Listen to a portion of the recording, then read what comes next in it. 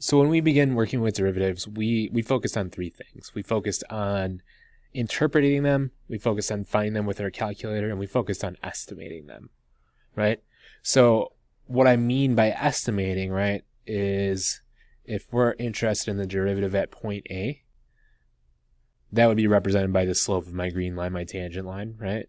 We don't necessarily know yet how to find the slope of that line directly, but what we can do is estimate it, right? And the way I can estimate it is by finding an average rate of change over an interval. So I could use, I don't know, line B to estimate the slope of line A. And the way we did that, right, is we used our average rate of change formula or our slope formula. And notice it's not perfect, right? The slope of line A is very clearly not the same as the slope of my tangent line. But say I drew a third line, we'll call that line C. Line C is worse, right? So we also had this idea when we were estimating derivatives that essentially the smaller the interval, the better the estimate, right? So B is a better estimate than C in this case, right? So this should all sound familiar. Just this notion of using something we already are familiar with to estimate this derivative, because we still don't have the analytical tools to find the derivative directly yet. What's cool is that we also have similar tools for integrals, right? So we still don't know how to find integrals directly. In the last lesson, we did a couple of simple ones where we could just use area formulas. But here we're going to learn how to estimate more complicated ones. And notice this, if we read the text, is a parabola. We don't have a formula yet for the area under a parabola, right? So we're not going to be able to directly find this with the tools we have right now. But what we can do is estimate it. Okay, so first we're going to shade the actual interval. I'm also going to write it just so we get some more practice with the notation. Notice we're going from t equals 2 to t equals 7. And my function's name is v of t, and my variable is t, right? And from 2 to 7 would be these points on the graph, and we're going to color in the whole thing, right? So that's the area we're interested in finding here. And again, notice it's kind of curvy, right? So I don't have necessarily a formula that's going to be able to allow me to find it. Now, one thing I could do, remember we're approximating, right? Is I could say, well, this looks roughly like a triangle, and just kind of use my triangle formula to estimate. And if you're thinking that that's a really smart idea, it's really similar to what we're actually going to do. So we're going to use what's called a Riemann sum. And let me draw what I'm going to do first, and then we'll talk about my method here. Okay, so there is my Riemann sum. Notice I filled in rectangles for my function all the way from 2 to 7, right? So if you're thinking we could use an area formula to kind of guess at that, that's exactly what we're going to do here. So a Riemann sum is literally we're just going to use rectangles to approximate the area under the curve. Because we're using rectangles, we can say area is equal to base times height for all 5 of these, right? And I'm going to define base and height in a particular way that's going to help us when we go back and develop the calculus definition of an integral. Okay, so when we go back and learn how to do these exactly by hand for real, right? My base in this case is going to be the change in t, and my height in this case is going to be t squared. And where did I get that t squared? Well, that's just my function, right? So the function is the height of my rectangles in this particular case, okay? My change in t in this case is just going to be 1. And notice we have 1 is the width of every single rectangle here. We're going to consider that to be the base. So if you want, you can make yourself the note that that is the width of the rectangles, right? And then because this is a parabola, it makes it very convenient to find all of my heights. My first rectangle is 2 squared is 4. My second rectangle is 3 squared is 9. My third one is 4 squared is 16, 25, and 36 is my last one. Okay, so my Riemann sum then would just be, well, 1 is my base every single time for all 5 rectangles.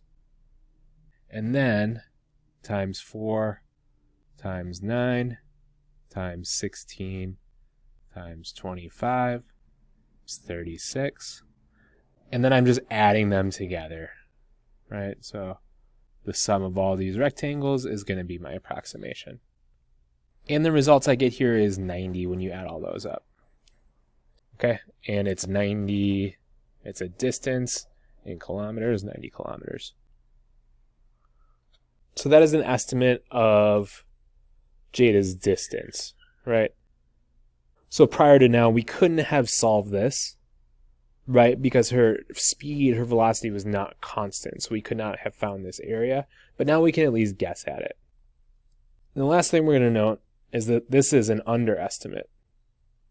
And the reason we know that, right, is there's all this space left over that we didn't capture, right? So it's an underestimate of our actual distance. Okay, so that was a left Riemann sum, right? And the reason it was a left Riemann sum is because I used the left-hand side of each rectangle for the height. Now let's consider a right Riemann sum. So notice this is the same problem. We're still going from 2 to 7. But if we're estimating, there's nothing that tells me I have to draw the rectangles the way I did. So I could have also done this, right? In other words, made my rectangles kind of poke out instead of beneath. This is a right Riemann sum, so that is the difference, right? So notice left corner here, it is a right Riemann sum because the right corner is on the line, on the function. Now, I'm not going to do the work step by step this time. We're still going to use the same formula. My base is still going to be delta t, which is 1. And my height is still going to be the function t squared. This would also be a great thing to try to do on your own. So if you want to try this and then check your work against mine, you can pause. Otherwise, here comes my solution for my right Riemann sum. So I got 135 kilometers. And this, of course, is an overestimate now because my rectangles are taller. By the way, if you punch this integral into your calculator, you get 111 kilometers. So notice that's right between the two estimates that we have. And it's interesting, right, that we did similar math, right? Notice even most of our numbers, our heights are the same. But one is an overestimate and one is an underestimate, right? This is actually always true, right? Riemann sums, they always overestimate increasing functions, and left Riemann sums underestimate them.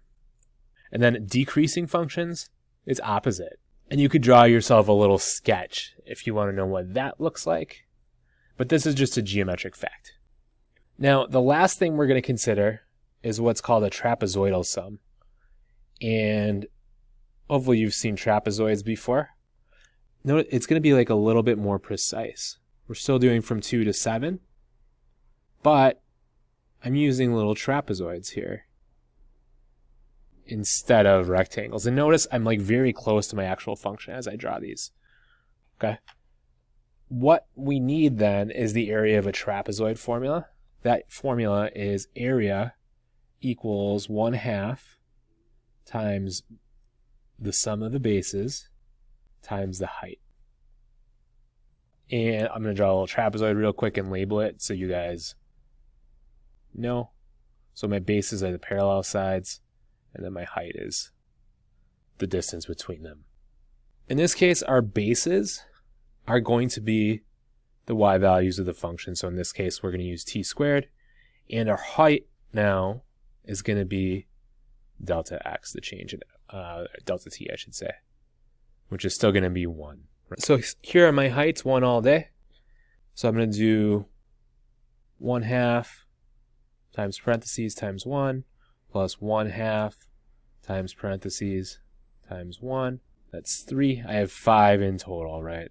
Okay, so there are all my heights. And notice my bases are just going to be the same y values I keep running into. So 4, 9, 16, 25, 36, and 49.